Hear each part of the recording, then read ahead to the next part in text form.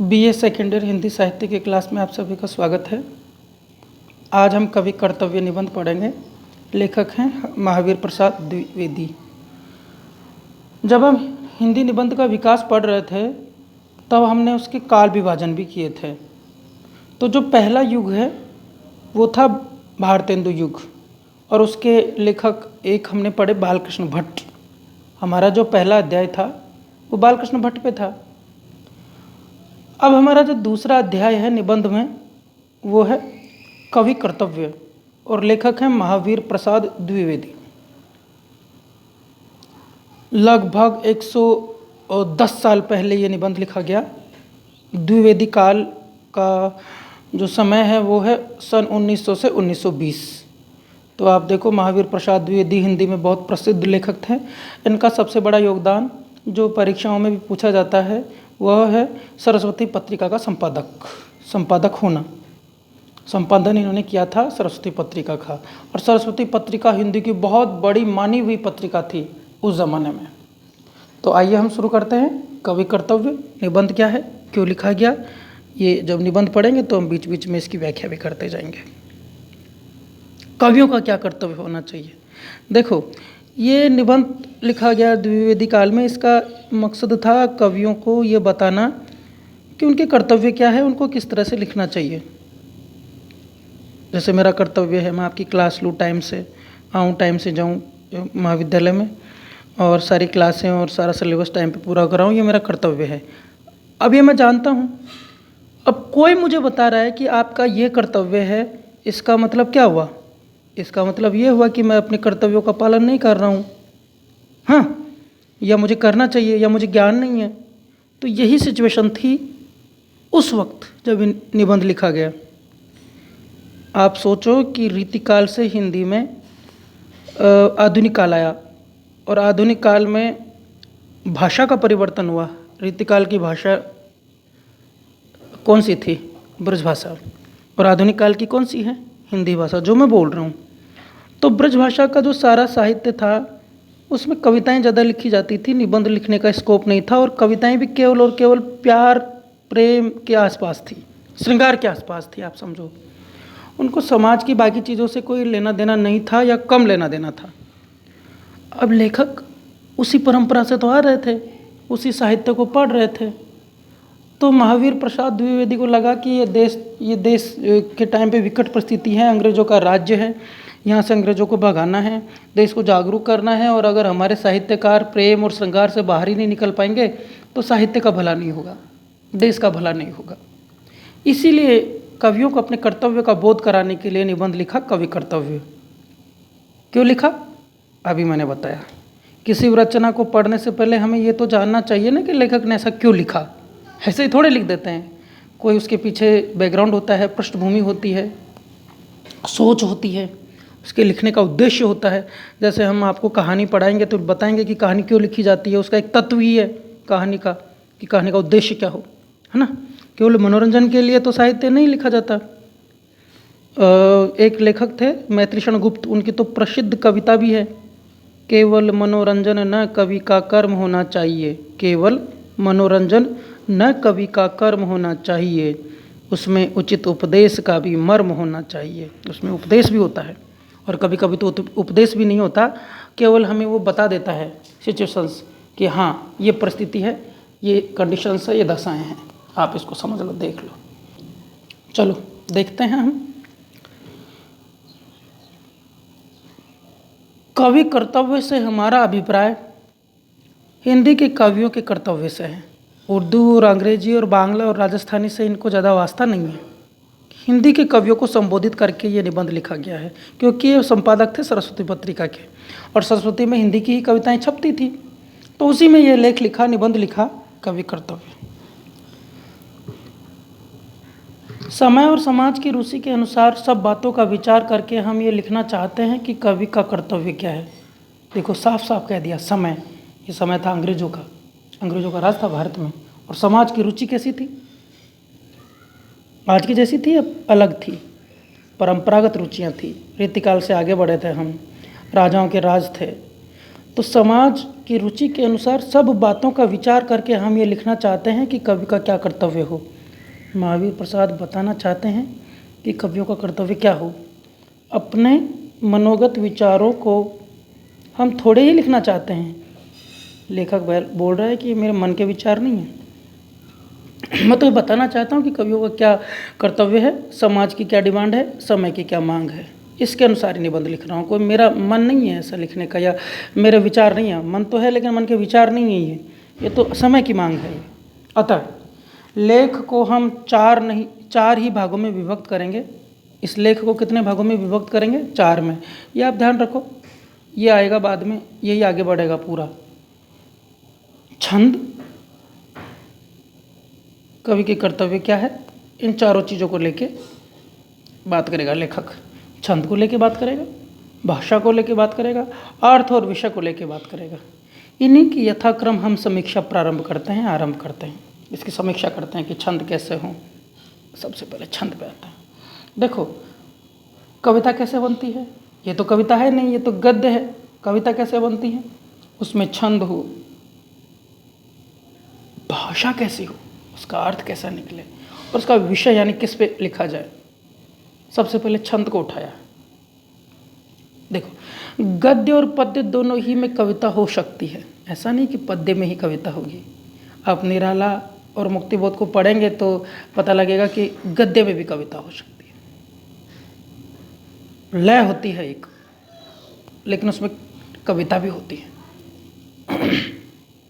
अंधेरे में कविता मुक्तिबोध की हम पढ़ेंगे, और 3rd ईयर में मुक्तिबोध की भूल गलती और लकड़ी का रावण कविता है, और निराला की कविताएं भी है। अधिकतर जो आधुनिक काल के कवि हैं गद्यवत कविता लिखते हैं, उसमें छंद नहीं है, मुक्त छंद है।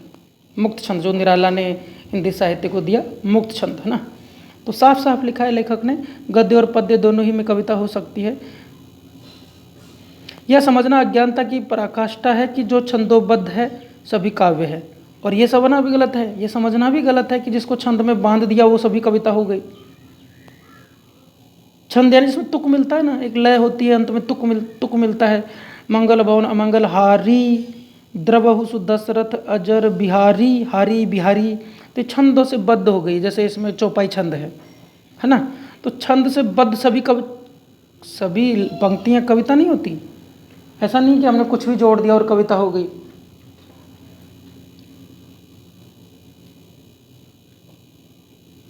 जैसे 1-2 लाइनें सुनो। मैं एक दिन कॉलेज में था खड़ा, अचानक चलते चलते गिर पड़ा। अब इसमें खड़ा और पड़ा 2 शब्द हैं, 2 मिल रही है, तुक मिल रही है, लेकिन क्या ये कविता हो गई? ये नहीं हुई, ये कविता नहीं हुई। हो सकता है इसमें छंद हो, लेकिन कोई अर्थ तो है नहीं इसका, कोई इसमें लय तो है नहीं, और कोई अर्थ और लय का सामंजस्य नहीं है, तो इसको कविता भी नहीं मानेंगे, है ना। ऐसे कोई उसमें कोई विचार भी नहीं है, कोई फीलिंग्स भी नहीं है। कविता के लिए तो फीलिंग्स होना जरूरी है ना, भावनाएं। तो ये कोई कविता नहीं हुई। आप ऐसे तुकबंदी कोई भी जोड़ दोगे तो उसको कविता नहीं कहेंगे हम। कविता में भावनाएं होनी चाहिए ना, फीलिंग्स होनी चाहिए ना। छंद भी हो, लय भी हो, अर्थ भी अच्छा हो और भावनाएं भी हो, तो ये तो है नहीं, तो ये कविता नहीं होगी ना। आगे देखते हैं। देखो यह समझना अज्ञानता की पराकाष्ठा है कि जो छंदोबद्ध है सभी काव्य है। जैसे अभी मैंने 2 लाइनें जोड़ी ना, आप अगर ऐसी लाइनें जोड़ दोगे और उनमें तुक मिला दोगे और उसमें छंद भी भर दोगे और आप सोचोगे कि कविता बन गई, नो नो नो, कविता नहीं होगी वो। कविता का लक्षण जहाँ कहीं पाया जाए, चाहे वह गद्य में हो चाहे पद्य में, वही काव्य हो। गद्य में भी कविता हो सकती है।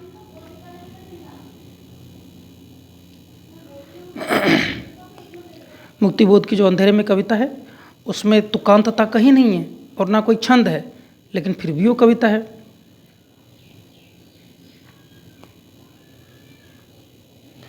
लक्षणहीन होने से कोई भी छंदोबद्ध लेख काव्य नहीं कहलाए जा सकते। लक्षणहीन होने से कोई भी, अगर उसमें लक्षण नहीं है, उसमें गुण नहीं है, लक्षण नहीं है, कोई भी छंदबद्ध लेख काव्य नहीं कहलाए जा सकते। और लक्षण युक्त होने से सभी गद्य बंद काव्य पक्ष में सुनिविष्ट किए जा सकते हैं, लेकिन अगर उसमें लक्षण है तो उसको काव्य में माना जा सकता है, मिलाया जा सकता है। गद्य के विषय में सुमिनिविष्ट यानी मिलाया जाना, मान लेना। गद्य के विषय में कोई विशेष निर्दिष्ट करने की उतनी आवश्यकता नहीं जितनी पद्य के विषय में है, इसलिए हम यहाँ पर पद्य ही का विचार करेंगे। भाषा, अर्थ और विषय के संबंध में जो कुछ हम कहेंगे वह गद्य के संबंध में भी प्राय समान भाव से प्रयुक्त हो सकेगा। हाँ, लेखक कहता है कि हम बात करते हैं छंद पे, और जो हम बात करेंगे वो काव्य के विषय में, पद्य के विषय में बात करेंगे, लेकिन वो गद्य के विषय में भी समान रूप से लागू होगा। आगे देखते हैं। जिन पंक्तियों में वर्णों या मात्राओं की संख्या नियमित होती है वे छंद कहलाती हैं, और छंदों में जो कुछ कहा जाता है वो पद्य कहलाता है। कितनी अच्छी परिभाषा है, देखो। इसको यहाँ से लेके यहाँ तक याद कर लो, बार बार आएगा, सारी जिंदगी आएगा अगर हिंदी साहित्य रखोगे तो। जिन पंक्तियों में वर्णों या मात्राओं की संख्या नियमित होती है वे छंद कहलाते हैं। जिन पंक्तियों में वर्ण या मात्राओं की संख्या नियमित होती है वे छंद कहलाती हैं। जैसे अभी मैंने एक चौपाई बोली, मंगल भवन अमंगल हारी, द्रवहु सुदशरथ अजिर बिहारी। मंगल को करने वाले, अमंगल का हरण करने वाले और मंगल करने वाले, अच्छा करने वाले राजा दशरथ के अजीर यानी आंगन में विहार करने वाले। हे राजा राम, आप द्रवित हो जाओ यानी दया करो मेरे ऊपर। द्रवहु सुदशरथ अजीर बिहारी, द्रवित हो जाओ मेरे ऊपर, दया करो। दशरथ के अजीर यानी आंगन में, बिहारी यानी घूमने वाले राम। अब इसमें देखो, इसमें मात्राएं निश्चित है। आप अगर एक पंक्ति की मात्राओं को गिनोगे ना तो 16-16 मात्राएं आएंगी, क्योंकि ये चौपाई है। और कुछ ऐसे वर्ण होते, कुछ ऐसे छंद होते हैं जिनमें वर्ण निश्चित होता है। जैसे दिवस का अवसान समीप था, गगन था कुछ लोहित उछला। इसको आप अगर इसमें गिनोगे तो इसमें मात्राएं नहीं गिनी जाती, इसमें वर्ण गिने जाते हैं। जैसे देखो, ये वर्ण हो गया, 1-2 वर्ण हो गए, 3-4-5-6 वर्ण हो गए, है ना। तो ऐसे ये वर्ण गिने जाते हैं। और अभी मैंने बताया, दिवस का अवसान समीप था, गगन था कुछ लोहित हो चला, तरु शिखा पर थी अब विराजती कमलिनी कुल वल्लभ की प्रभा। इसमें जो छंद आएगा वो होगा द्रुत विलंबित छंद। फर्स्ट ईयर में छंदों के बारे में पढ़ा होगा, दोहा, चौपाई, सोरठा, वसंत तिलका, द्रुत विलंबित, ना, उल्लाला, रोला।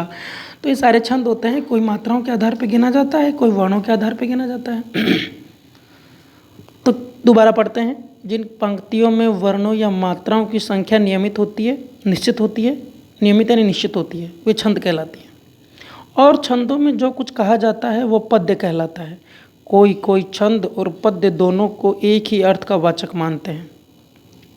कोई लेखक ऐसे भी हैं जो छंद और पद्य को एक ही अर्थ का वाचक मानते हैं, यानी जो छंद है वही पद्य है। अब आगे देखो, जो सिद्ध कवि हैं, बहुत माने हुए कवि हैं, जो सिद्ध कवि हैं वे चाहे जिस छंद को प्रयोग करें उनका पद्य अच्छा ही होता है, परंतु सामान्य कवियों के विषय के अनुकूल छंद योजना जरूरी है। परंतु सामान्य कवियों के लिए विषय के अनुकूल छंद योजना करना जरूरी होता है। जैसा विषय है वैसा ही छंद होना चाहिए। जैसे आपने देखा होगा कि जो भक्ति का विषय था, जो भक्ति जिसमें लिखी गई भक्ति की कविताएं, उसमें अधिकतर दोहा, चौपाई और ये अपना दोहा और चौपाई छंद दिखाया है। जैसे समय विशेष में राग विशेष के गाए जाने से चित्त अधिक चमत्कृत होता है, वैसे ही वर्णन के अनुकूल व्रत प्रयोग करने से कविता का आस्वाद करने वालों को अधिक आनंद मिलता है। जैसे श्रृंगार में सवैया और कवित्व, रीतिकाल में कवित्व और सवैया कितना ज़्यादा लिखा गया। गले में डाली हुई मेखला के समान व्रत रूपिणी हार लता को अनुचित स्थान में विनिवेशित करने से कवि की अज्ञानता दर्शित होती है। देखो कितनी बड़ी बात है ये। दोबारा पढ़ता हूँ। गले में डाली हुई मेखला के समान व्रत रूपिणी हार लता को अनुचित स्थान में विनिवेशित करने से कवि की अज्ञानता दर्शित होती है। हार गले में डाला जाता है, हार है ना, वो लता के समान लगता है, लेकिन अगर उसको कोई पैर में डाल ले तो, कान में डाल ले तो, माथे पे डाल ले तो, अनुचित स्थान पे विनिवेशित करने से कवि की अज्ञानता दर्शित होती है। इससे लगेगा कि ये कितना अज्ञानी है। इस लेख में हम इस बात का विवेचन नहीं करना चाहते कि किस विषय के लिए कौन सा छंद प्रयोग में लाना चाहिए। काव्य के मर्मज्ञ निपुण कवि स्वमेव यानी अपने आप जान सकते हैं कि कौन सा छंद कहाँ विशेष शोभावर्धक होगा। लेखक बोल रहा है कि अपने आप जो काव्य के मर्मज्ञ हैं वो जान लेते हैं कि कौन से विषय में, जैसे आप लिखना चाहते हो देशभक्ति पे तो कौन सा छंद चाहिए, प्रेम पे लिखना चाहते हो तो किस छंद में लिखें, भक्ति पे किस छंद में लिखें, प्रकृति पे किस छंद में लिखें। तो जो काव्य के मर्मज्ञ होते हैं वो अपने आप जान जाते हैं। लेखक बोल रहा है कि मैं नहीं लिखूँगा इसको यहाँ पे। और ये उसी तरह से है जैसे कि कोई गले में पहनने वाले हार को अगर कान में, हाथ में, पैर में पहन ले तो अच्छा नहीं लगेगा। वैसे ही जो छंद जिसके लिए बना है उसी में कविता लिखी जानी चाहिए, है ना, नहीं तो कविता अच्छी नहीं बनेगी। आज की क्लास हम यही समाप्त करते हैं। ये कवि कर्तव्य का पहला पाठ है। अब दूसरा पाठ हम अगली क्लास में पढ़ेंगे। धन्यवाद।